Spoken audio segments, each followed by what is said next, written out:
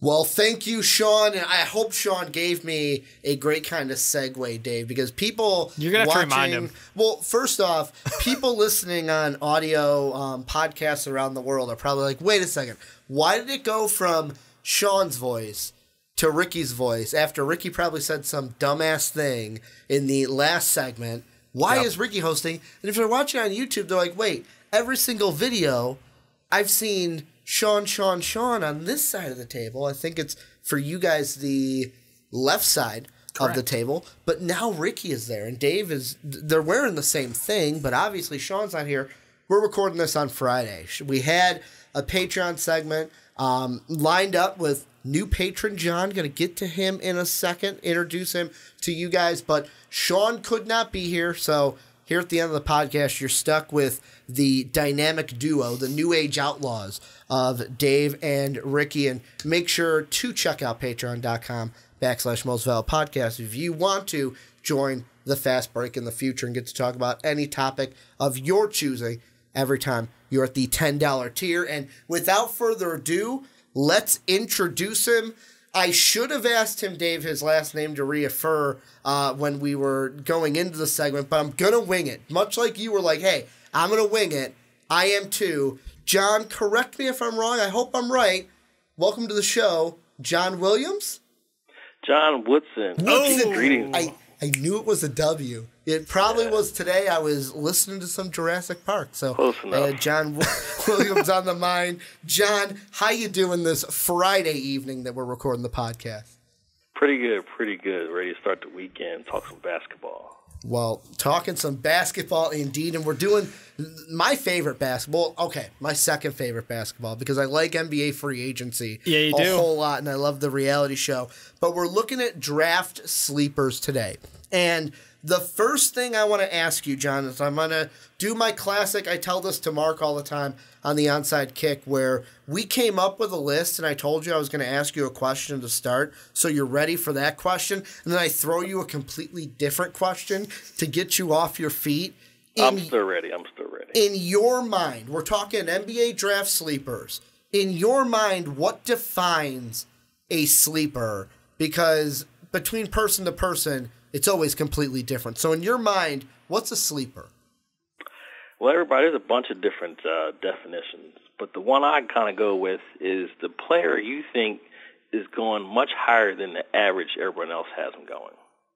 So if there's a player who on average is going at 30 and you have him at 20, that's your sleeper. If it's a player who's not even in the mocks, if you have him in the middle of the second round, that's your sleeper. So, okay. Just on that alone, that's Ricky's entire draft. If you guys watched, last week's show, we could just be here for the entire thing because there's like 15 guys, and basically the entire second half of my draft, I'm like, oh, so those could all be my sleepers. But John, we're gonna start with you. We're kind of gonna go around, like you'll give one, Dave will give one. We'll kind of just do it that way. Start us off. Who is your first sleeper? And why is he a sleeper in your mind? Well, right off the bat, I decided to cheat instead of play it fairly. I'm going with Darius Bazley. 2018, he's a five-star recruit, committed to Syracuse, decommitted. He was ESPN's number 13 high school player out of high school. I was thinking about going to G League, but signed with Rich Paul, LeBron's agent. And took an internship with New Balance. He has 6'9.5". He is like pure guard skills, guard handle. He can blow by the first player, gets to the rim. He can leap. He's a great dunker. I don't know how much he is a playmaker or outside shot, but I think he is a talent to go into he's like the Mitchell Robinson of last year, who didn't go to college, trained on the side, but I think he really can go into the 20s at the bottom of the first round. People had him in their mocks early on, but kind of forgot about him since college basketball season started. But I think he has the talent that hasn't left. It's just he's just left people's minds. So I'm starting off with cheating, going Darius Bazley first round. Yeah, a guy not playing college basketball. Nobody's watching him. I don't know if anybody's had a recent update from him. Something that I kind of have avoided putting him in my mocks because of that. But he definitely was a top prospect for a good reason. He has great size and good ball handling skills to combo with that. So He can put the ball on the ground. He can go aggressively to the hoop. And his size just gives him an advantage over a lot of these younger guys. Well, and I know this is a little bit different than what he brings to the table, but this is a unique conversation just with Bazley. And I like how you bring up Mitch Robb, because he was the same last year. But the thing that I was watching Highly Questionable today, and Stu Gatz was talking about, because he was in for Dan, and they were kind of talking about Zion Williamson. They're like, you know what, the whole one and done, but, you know, you go to college, and that kind of helps the NBA because it markets you.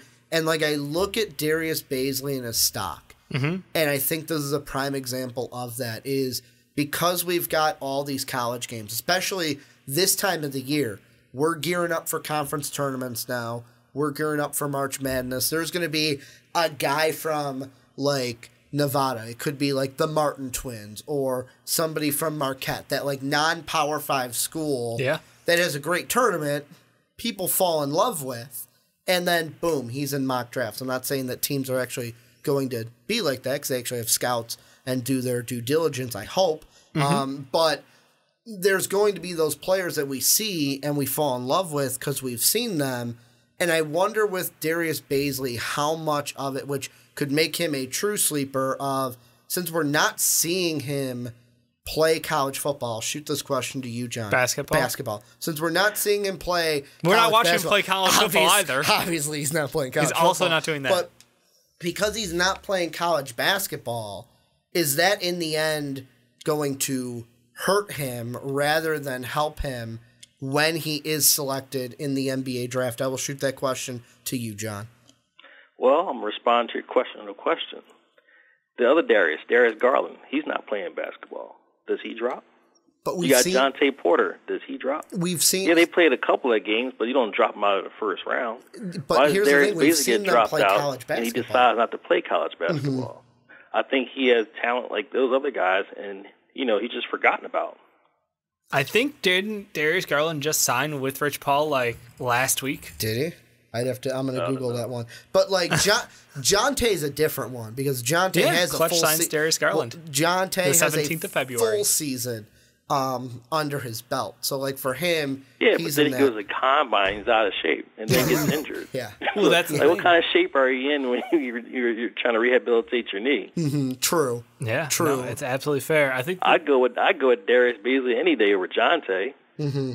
Well, and that's another thing is, like, I know Jonte's not in our sleepers, or no one has said him yet, but like he's another one where it's like, because he's out of sight, out of mind is definitely fair. Garland and Jonte get the benefit of the doubt, but Bazley's hated on him because he decides to go a different route. Yeah, because that's a route where we don't get to watch you play basketball. That's the thing. Like, if I got to see him play basketball, I'd be fine with it. If you went to EuroLeagues, if you went to China, if you went to go play in Australia, like, I don't care where. If I got to actually watch you play basketball, I would be happy because I could actually evaluate you against some level of talent. Him working in the gym to pick up games. Yeah, and then we'll fall in love with him. I would say probably. It only takes one team. True. I know, but no, I think that you're absolutely right with the idea of he's someone who people just completely dropped off their boards early in this year. So I'm excited to see him play against anybody else. If I'm assuming right, he's working out in a gym with a set of personal trainers, shooting coach, et cetera, making that sweet intern money, So I like the thought of him moving forward, but until I see him, I refuse to actually recognize him. Well, but for 3 months, he's going to be in Boston at the New Balance headquarters working out with them. And also learning the business side of basketball. I don't care about the business side of basketball industry. Does that change your mind on a prospect if he's a better businessman? I mean, it's like going to business school and getting a co-op, getting an internship. and that's an interesting thing, too, is like just to go in what you said, Dave, where you're like, do you really care about that? If I'm a team, maybe not really, because like that side of it I would look at as go, all right, you're looking at like the individual part of the league, or how to brand myself. And that's fair, but I go to the intangibles, like what put you in the situation in the first place? It was your indecision about college and then the G League. So now I'm like, are there any personality issues? Obviously signing with Clutch Sports, there's a very big ego around that building. So you have to wonder, what are you getting with Darius Garland? I think those team interviews are going to be very telling for him.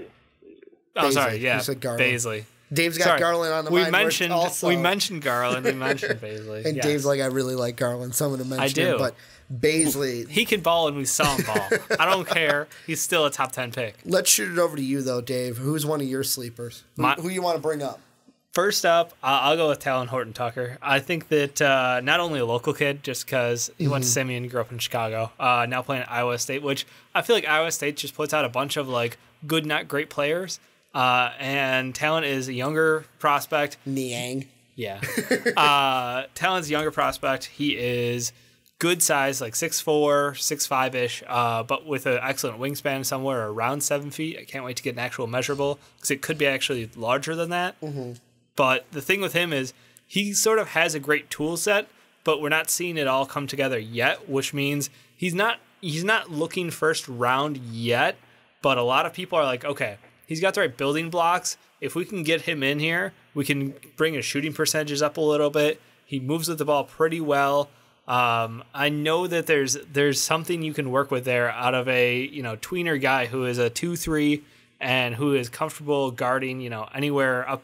Probably not full fives because of his size, but he's not a thin 6'4". Well, I'm going to throw this at you, John, because I know you brought this up before we hit the record button. And I personally look at Horton-Tucker, and I think the same thing that many have said about Dosunmu from Illinois, is that come back one more year. Come back, and the main part of it is I just see some inconsistencies game to game, where it's like one game, boom, you're rocking it. 20 points per game, you're looking good. Oh, but then you play TCU and Baylor, who are kind of lower competition this year. They're not like you ball out against Kansas State, and maybe it goes into like you're playing up for the big games. You don't play up for the lesser opponents. But I'm going to throw it at you, John, because I like what you said before we recorded about guards, where is Horton-Tucker, is he a guy where maybe he has to come back to college for a second year to develop some skills at the guard position before he makes a jump to the NBA? Well, I think there's a difference between Dosunmu and Horton-Tucker. Dosunmu has some athleticism, so he has like a higher potential as a guard. So because he has more potential, a team will more likely pick him than Horton-Tucker in the first round. Horton-Tucker, to me, is like a ground game. He has like an old man's game, like one of those like shooting guards who are in their 30s who can't leap 40 inches for each jump shot anymore. He has to develop a different type of game. But both of them can benefit from going back to school, especially Tucker Horton, and learn some of the skill sets that can benefit him. Because I see Horton-Tucker like drive into the lane and get his shot blocked, many, many times, often because he can't leap. Yeah, he has not got any of that explosive athleticism to him yet. Will he ever get there? I don't know. Well, if he loses 25 pounds, there's a potential. Yeah, there is that potential. But I just think that like his game or what he could bring to the game kind of reminds me of, I was flipping through Reddit and I absolutely died seeing this comment, was Slow-Mo Anderson, who used to play obviously with the Spurs, now with the Grizz. But I think that he is kind of got that, like, he's not going to always with his athleticism, but he can get there as far as having the right fundamentals. He has great size for, a two guard, and I think that he can absolutely get more consistent with that shot. Like he said, in his last 8 games, he's basically shooting. Sorry, I just had it up and I clicked away because I'm a genius. He's shooting 13 points a game, 5 boards, 2 assists, a steal, and 5 attempts a game, shooting 41% from 3. Like, those are the kind of numbers that should absolutely intrigue NBA scouts. Like, he's someone who can absolutely translate that game to the next level. Well, and the thing that I'm trying to look at is, and Kyle Anderson was also a guy that he was at UCLA for 3 seasons. So he wasn't a one-and-done guy as one. Like, that's just, I look at Tucker or Horton-Tucker, and that's what I think of. THT.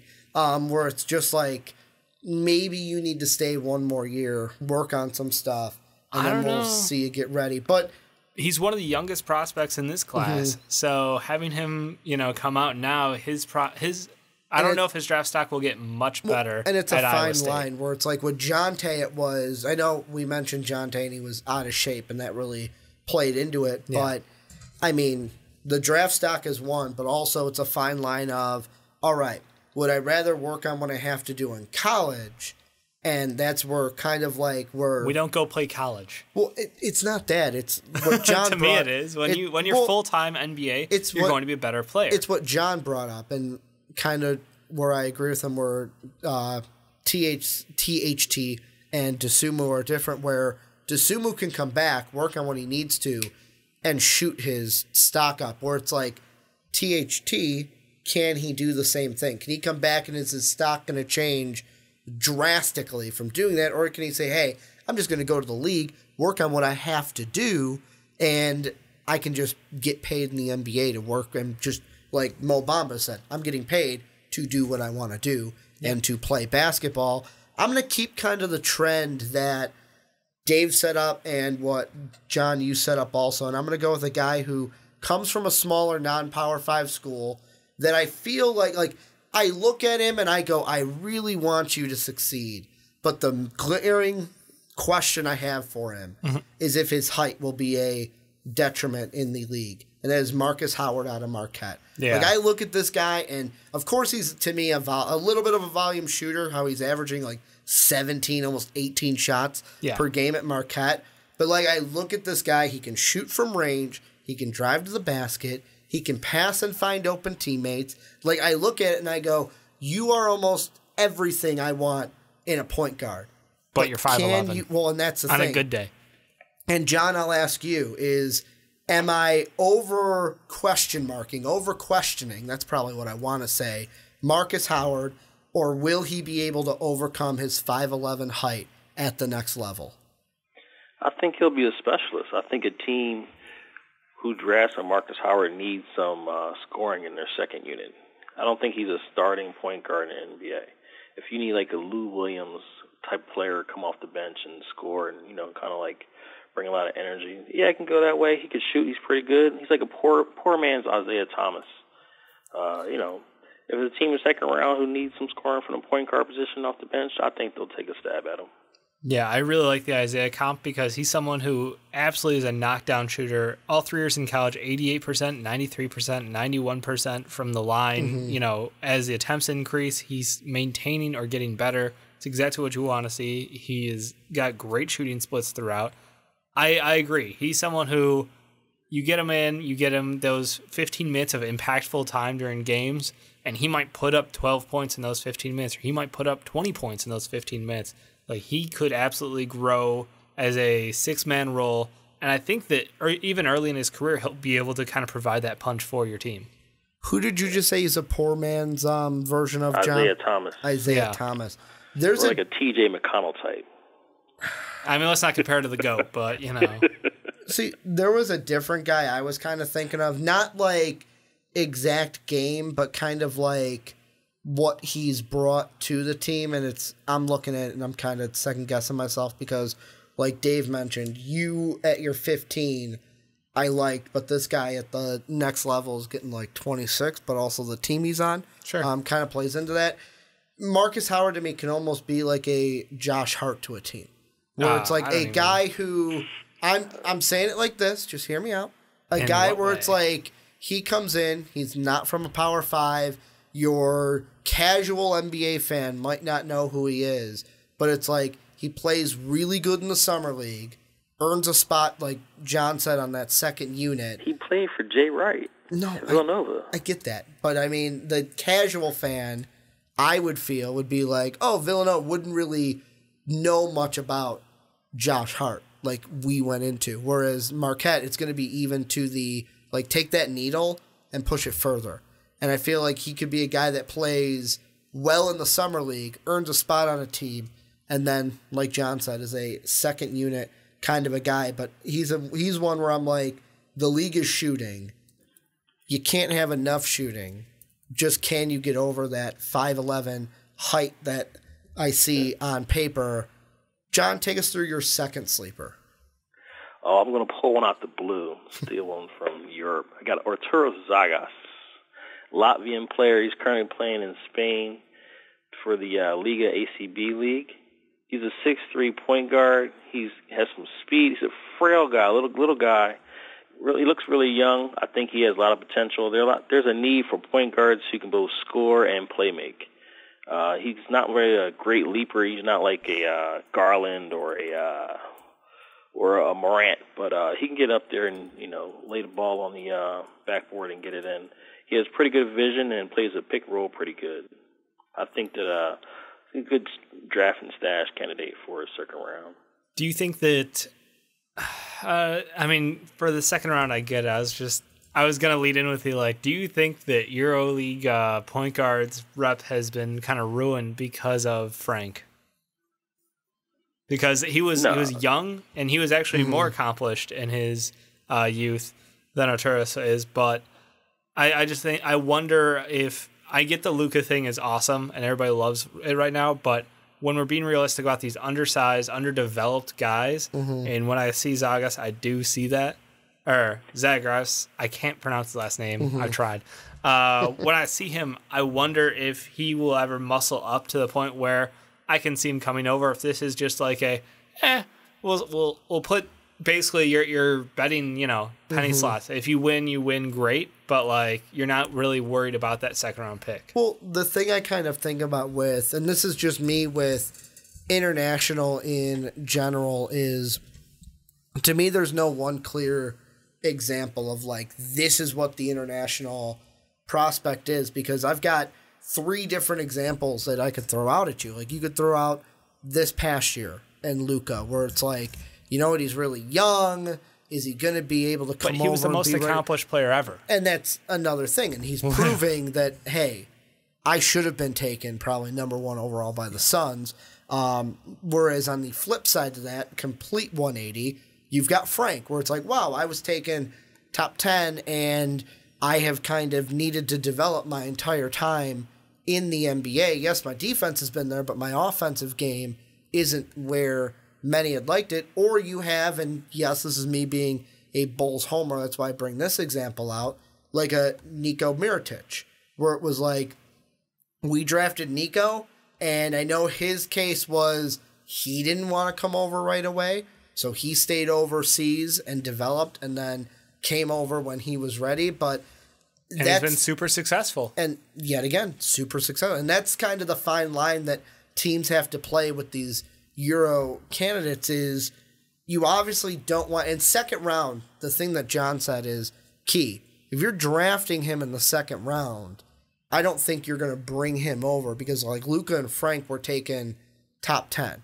Of course you're going to bring those guys over, but if you're drafting a guy at the end of the first into the second, you're obviously going to keep them overseas, or so I would think, rather than bring them over right away. John, what are you thinking?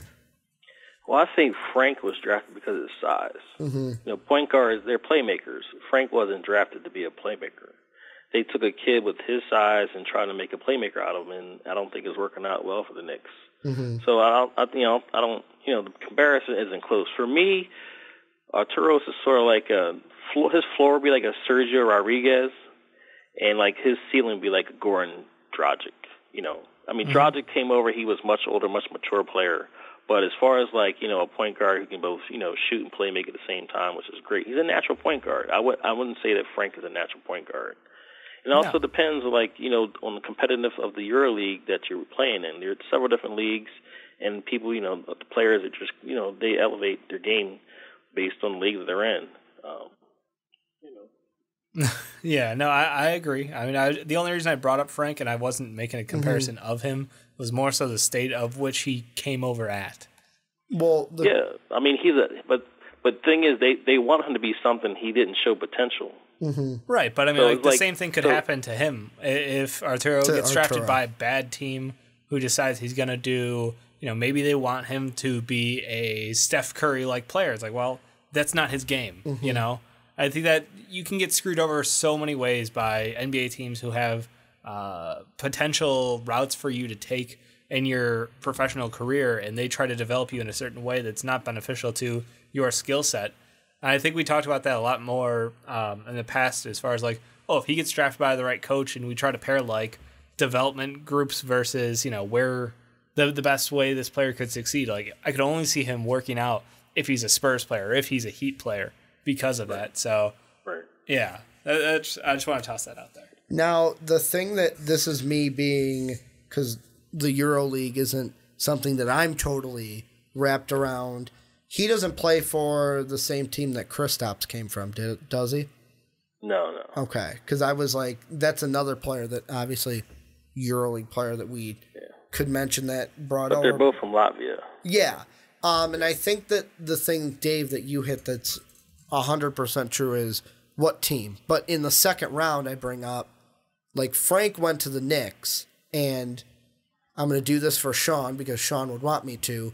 Just insert Sean bashing the Knicks right here. Yeah, just so any fun. line about Sean bashing the Knicks and how it's their fault that Frank is not developing, not Frank's fault. But I would hope that in the second round, of course, all 30 teams have a chance to draft you in the second round, but in the second round, that you're going to a team that maybe goes to like a Spurs that aren't a like bottom rung team, or what if he goes to like I'm just going to throw out like another playoff team, like the Thunder. I'm not saying these are places he would go to, but if he goes to a playoff team compared to a team that is at the bottom. But who's your next sleeper, Dave? My next sleeper is Sega Bakken. He's someone who I loved last year. He is a undersized center who shot blocks like the best of them. I think he's only 6'8", but he's able to absolutely get up vertically, stuff people. He has great reactionary timing. His defensive IQ is off the charts. The problem with him is obviously his injury this year. He's only able to play 8 games.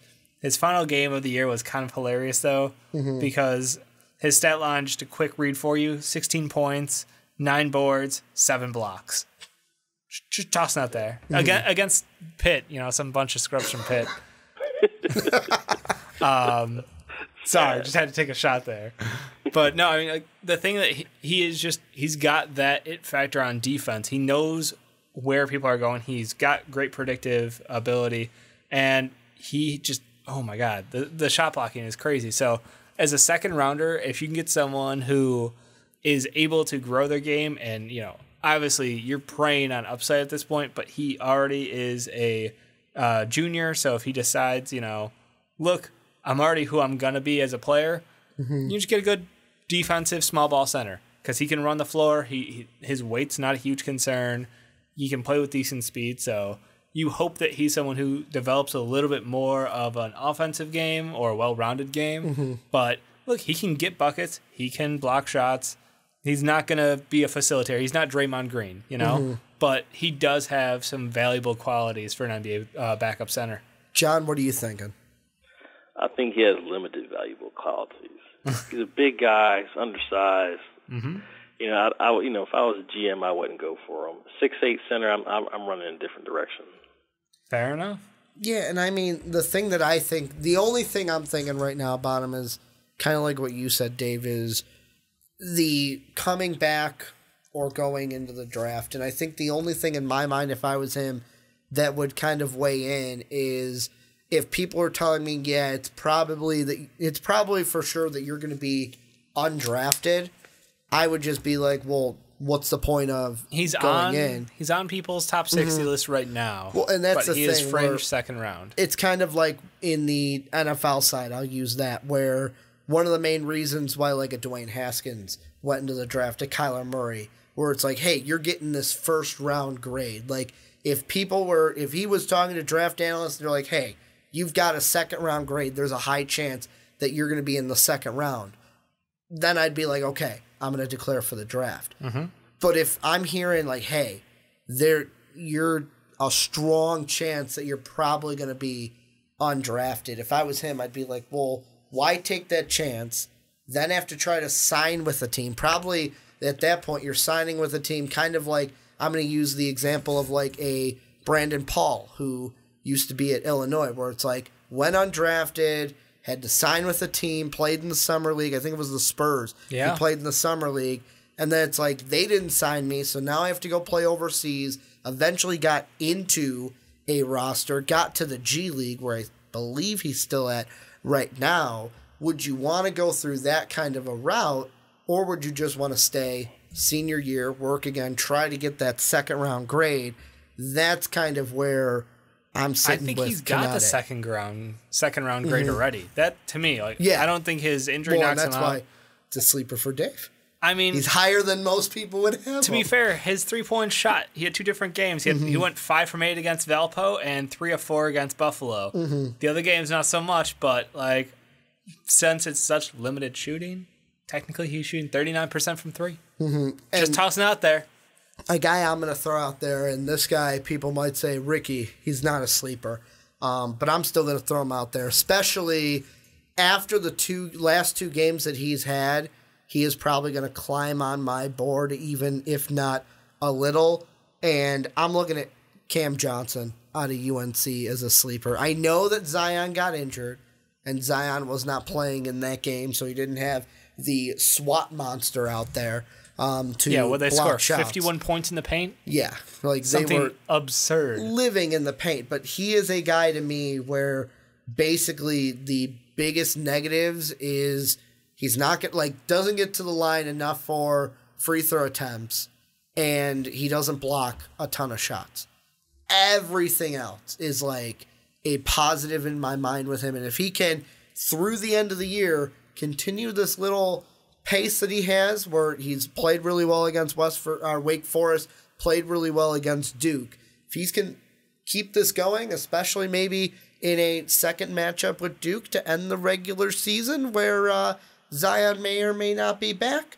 What are you thinking, John, about Cameron Johnson? Because I know that I stole this one from you when we were talking sleepers before the podcast. Well, the first important point about Cam Johnson, he learned everything from Pitt. Everything he knows give at the UNC, credit. He learned at Pitt. You know? But no, in all seriousness, Cam Johnson, he's a knockdown 3-point shooter. I think he's probably one of the best high-volume, ACC 3-point shooters at the forward position. A lot of 3-point shooters at the guard position. The 6'9", great height, has high release point, knockdown, almost like a Robert Covington. Yeah. Doesn't clearly have the Robert Covington defense at all. Can put the ball on the floor a little bit and get to the hoop. He's an average rebounder. I think he can sneak into the first round. It's a good pick. He's one of those guys where I think I only like him more because it just continues to shit on Nasir Little. I was going to bring him up. The reason Nasir Little doesn't start is because of Cam Johnson. Yeah, it was one of those things where, during our earlier conversations in the year about Nasir and when I jumped over the PTP, we talked a lot. Mad at you. Yeah. Well, he's playing in front of guys where, there's guys better in front of him and they're getting the playing time. It makes sense. And Cam Johnson deserves the time. He deserves the chance. And I absolutely love his shooting ability. The thing for me is his age. I go, okay, dude, this is your 5th year of college. I don't know that he is going to get a first round or, just daring to step over into that first round territory because of his age purely. But we did see some good results out of some more veteran players coming out in recent years. Obviously, Malcolm Brogdon came out as a much older player and rookie of the year, very successful, and he is a great combo guard still for the Bucks. Going to get paid this offseason. Now he's in his prime already, coming off of his rookie contract. Kind of crazy. Well, and you look at it too, where I'm trying to pull up right now UNC players in the NBA, and you look at the ones that were recently coming out, I believe the most recent was Justin Jackson. Yeah, he wasn't a guy that was one and done, if I'm not mistaken. Theo Pinson, he wasn't a guy that was 1-on-1. Actually, Theo is the most Theo recent. Did all 4 years. Yeah, he did all 4. He's going to be playing for the Nets next year. He's going to pick up some minutes. He's a good player. We'll see. Most of the guys you see from Duke, or not from Duke, from UNC, unless they're a top 10, top 5 kind of talent. Or a Kobe White. Or a Kobe White. It's something to me where I look at it and it's most of them have been those upperclassmen players for Roy Williams. And I don't know if that necessarily, to me, I could see why some people might look at that and go, it's a downgrade. But the thing that John said that I think really plays into it is the 3 from the 4 position.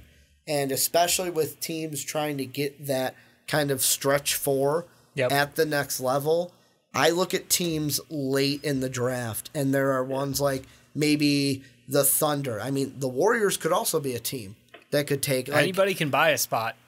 Exactly. Like, they are ones where cash considerations as Chicago's concerned. I put Schofield there in our mock because of how he shoots the three, but like even the Bucks. Schofield measures up at the combine, people will be disappointed. You think so? You think he's gonna be shorter? He's like 6'4", probably 6'3". Yeah, him and his partner Grant Williams. When the combine comes, I think a lot of players are going to drop. I don't know. Grant's game is what speaks to me. Like his size, he just looks kind of thick. To put it nicely. The thing I want to bring out about Grant Williams, since you brought him up, is, John, tell me what you said about Grant Williams before we did the podcast. He should run for what? He could run for president. He has like that A++ character. Oh my God! Like Obama. It's like Obama out of last year. But if people want a comp for Grant Williams, look up Clarence Weatherspoon. He's a player out of the '90s for the Sixers. They said he was 6'6". He's actually 6'4". Played power forward. He has the most. His shot got blocked more than any other player in the league. That to me is what Grant Williams is going to become. I mean, great kid. He'll be a great addition to a team. But as far as like a first round pick, I don't have a first round grade on him. Yeah, he's tough because he puts so much time in the paint, and he's just going to be overshadowed by bigger guys. There's definitely going to be some concerns on his game translating, but he's definitely one of those guys I also see as a locker room guy. He's one of the people you want to have around your team. Absolutely. Super positive, team leader, and very mature. I can't speak high enough of his character, but the game translation, we'll see. You're right. I think combine time, we're going to find some interesting measurements. So I know it was a different NBA, but I'm going to play that Clarence Weatherspoon. Clay Weatherspoon was his father, but Clarence Weatherspoon stats. He played from 92, Dave, all the way until 2005. He shot 47% from the field, a whopping 19.6 from three. No one shot three. 74% from the foul line. John's probably like, yeah, I know all these. 7.5 rebounds, 1.5 assists per game, and 11.5 points per game. And he averaged 30 minutes per game in the NBA, with his most being his 96-97 season. Bulls win it all. He played 82 games and averaged 95-96. 39.7 minutes. John, I'll kick it to you. Was there a point of that? Or no, just I wanted to throw out. He mentioned Weatherspoon, so I'm like, I'm going to throw out his stats. I believe we were on mine with Cam Johnson, correct? Yeah. So, John, it's your turn. Do you have one last sleeper for us? He's not really a sleeper. Everybody knows about him. You watch Kansas, you know about Dedric Lawson. Big 12 is very competitive conference. He's like a Paul Millsap to me. He's a guy who can post. He can in the post. He does really well. Really good footwork. He has a lot of good moves around the basket. He can step out and shoot the three. He may not be a step back guy, but a wide open three, I think he shoots around 36%. He's like a 20-10 guy at Kansas. I think that he can probably sneak in. He could potentially sneak into the lottery if the right team goes for him. I see the Wolves. I think they're picking at 12. The Wolves need a power forward. I think Dedric Lawson can fit that bill. Yeah, the Wolves be interesting fit, yeah. Like, because I believe both you and I. Did you have Brandon Clark going to the Wolves also? I'll look it up. Because I know I had one 2 seconds ago. Brandon Clark's 6'3". Brandon Clark, he's a guy. I like 6'3". I like the Zag guys. I'll be honest. I like the Zag guys. I do too. Oh, they're great college players. Oh, you had Nasir Little to the T-Wolves. That's who you had. There you go. But yeah, Dedric Lawson to me is a guy where right now, I agree with almost everything you said, John. I just feel like he's a guy that is in like 20 to 30 range for me. And I wonder like what I'm going to like. I mean, part of me is like, oh, am I going to see anything special from the combine from him that boosts him up into the top 20? Or is he just going to be a guy where I'm like, yep, I know what he is, and kind of this is where he's going to stay. I don't know what you're thinking about him, Dave. Yeah, I've got him probably anywhere from 25 to 40. Like I'm not incredibly high on him, and I think that's about the right range, but he's a good player. Like, he can get buckets. I have no denying he's got good game, but there's nothing about him that makes him stand out to me. I think he is able to. I think he'll be a fine backup role player. I don't see his top end. That's my problem. Maybe I'm still in draft. You don't mode. think he's starting in the NBA? Depends on the team and the situation, but I think there's a lot of power forwards who fit teams better. I think he needs the ball in his hands a lot to do his damage. So are you going to give the ball to a younger player right now and him, or your established vets? I don't know. I think situationally he could start, but 80, probably about 60, 70% he's going to be a bench player for the majority. Yeah, my big board, I had him in my 20s, but I think some teams are going to reach for him because, most of these power forwards in college are tweeners, these short guys I always talk about. It's true. So a team might reach for him before 20 gets here. I mean, you want to talk about a non-so-short guy who's a tweener in college, Jalen McDaniels. No, Jalen has the height. He's 6'10". He's legit, he doesn't have the weight. But he's a twig still. I'm a little concerned about that. He's a better shooter than Dedric Lawson. And that's why I find these guys next to each other on a lot of draft boards, and I look at Jalen and I'm like, seize the potential. Like, the dude has great size, can shoot, like you said. And his great feet. Yep.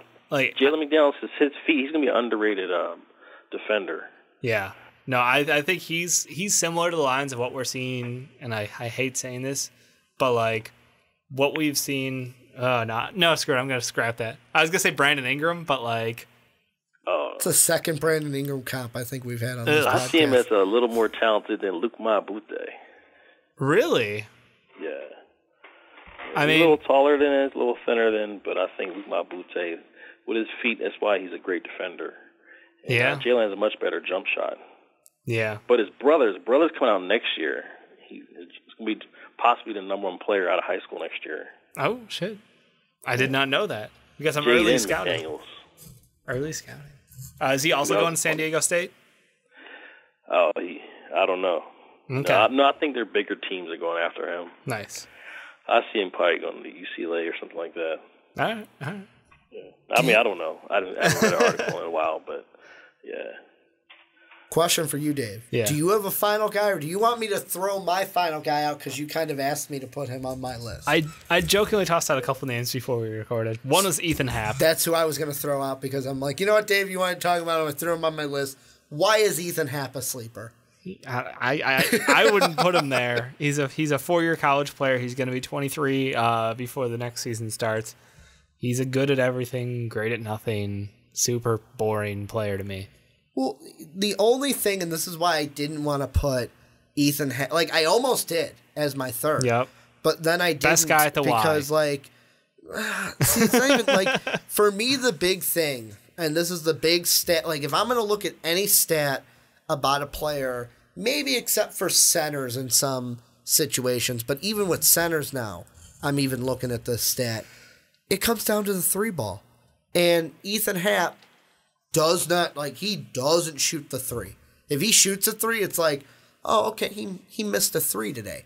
Because he hasn't hit one all year. That's why I say that. Mm-hmm. And, like, I sit here and I go, if you're going to play the 4 and you're going to be a 6'10", power forward, yeah, it's going to be great that you're knocking down 54%, but if you're not kind of getting outside and knocking down some threes, I'm not going to, even in the second round, I'm not going to take a flyer on you because I need someone that it's like, it's different if you're shooting, let's say, low 30s and I can work on that shot. But if it's like, if you're not shooting the 3 and not making it, I'll go with someone who is, and then I can work on that shot.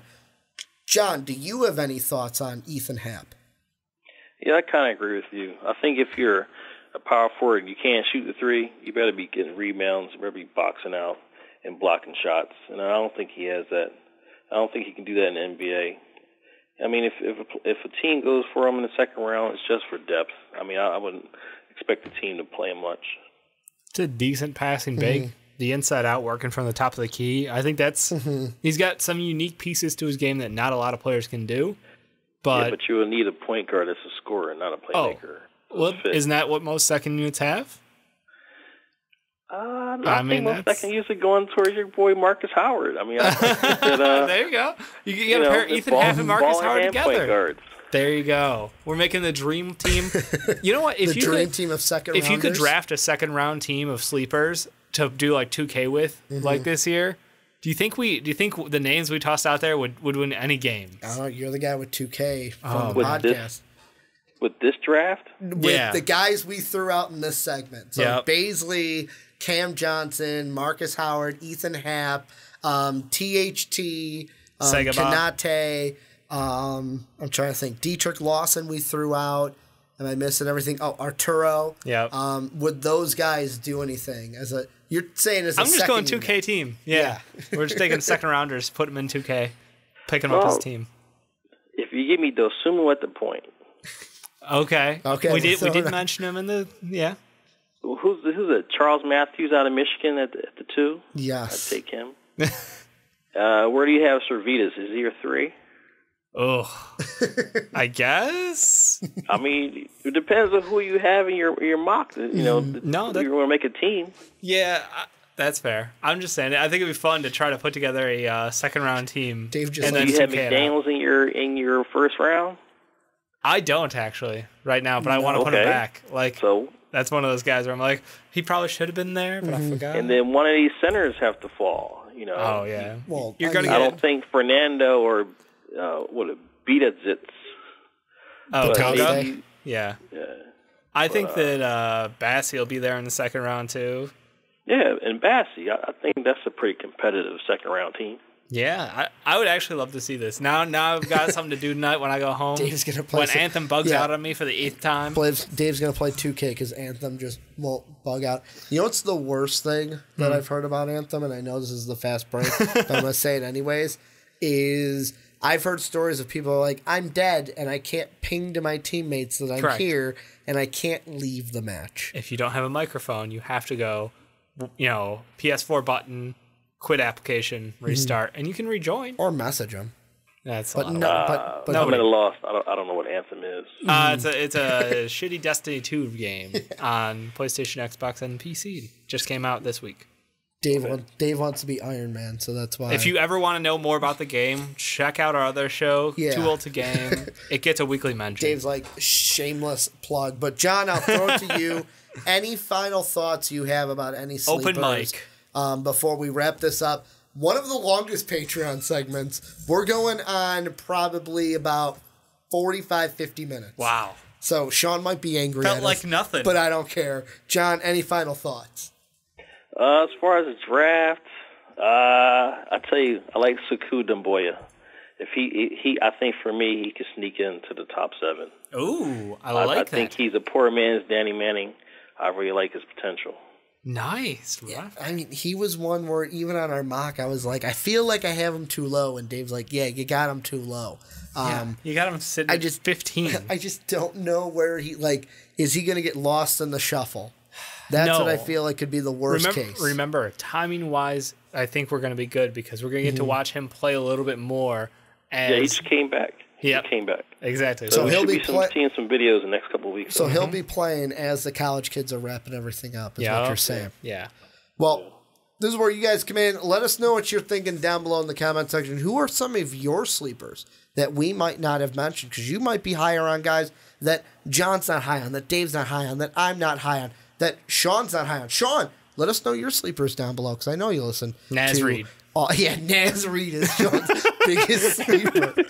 Naz Reid and Matthias Teibel. There, Sean, I gave your 2 biggest sleepers. But I want to thank you guys for checking out. I'm going to do the whole wrap-up since this will be the last segment. Make sure to check us out on Patreon.com. If you want to be like John and join a podcast, check out that $10 tier. We're going to be having some new we're changing some of the rewards a little bit to kind of give make you guys them some more more appeasing. So those will be coming out soon. Hope you guys really enjoy those. To check them out, make sure to rate and review the podcast on iTunes as always, and make sure to follow us on Twitter at Ricky Widmer at Dave don't tweet, Dave underscore Dave, or Dave underscore don't underscore tweet, because he doesn't tweet. Doesn't matter about that. I just want to get you followers that I think it's great. Don't tweet. I think it's great. And then at Most Valuable Pod. Want to thank you guys for watching on YouTube. Want to thank you guys for listening on podcast services around the world. And as always, have a good day, everybody. And thank you, John.